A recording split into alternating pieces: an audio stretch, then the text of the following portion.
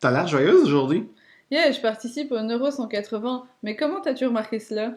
Nos visages sont généralement assez expressifs pour exprimer une émotion. T'as jamais remarqué? Ah, je comprends, ça me rappelle un podcast expliquant que les expressions faciales sont des repères importants pour comprendre les émotions d'autrui, mais qu'ils ne sont pas les seuls. Que veux-tu dire par là? Quand on jase avec nos amis, par exemple, on entend le ton de leur voix et leur posture corporelle. Mais attention, les mimiques qu'on fait nous-mêmes sont aussi des indices. Tu me niaises-tu? Pas en toutes, je dois te parler de la théorie de la simulation incarnée. Elle explique l'utilité des mimiques faciales dans la reconnaissance des émotions.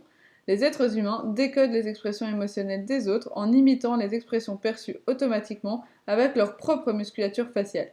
En gros, si tu vois sur mon visage de la joie, sans t'en rendre compte, tu vas imiter mon expression faciale et donc reconnaître que je ressens de la joie. Wow! Mais comment peut-on tester ça de façon expérimentale?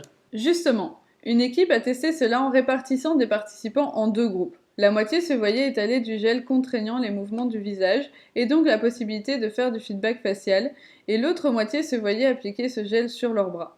Ensuite, les participants devaient faire une tâche de reconnaissance des émotions sur les yeux. On constate que cette manipulation nuit à la performance de cette tâche.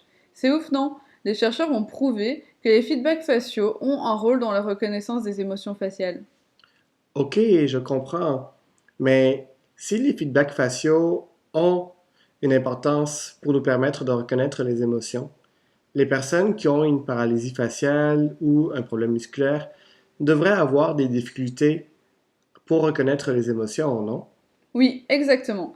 Ça me fait penser à un article dans lequel les auteurs ont étudié la reconnaissance des émotions transmises par les expressions faciales et les postures corporelles chez des personnes souffrant de dystrophie myotonique.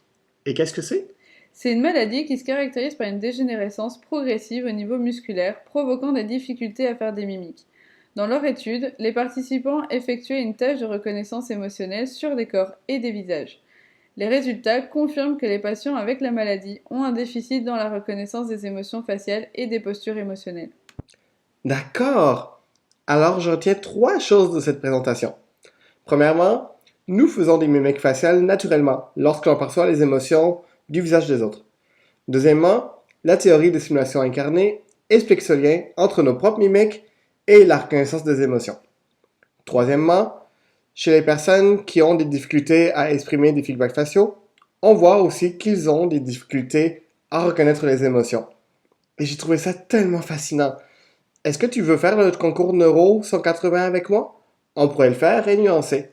Parce que je connais quand même des travaux qui montrent au contraire que la compréhension des émotions est possible, même avec une paralysie. Ah oui, ça me ferait plaisir.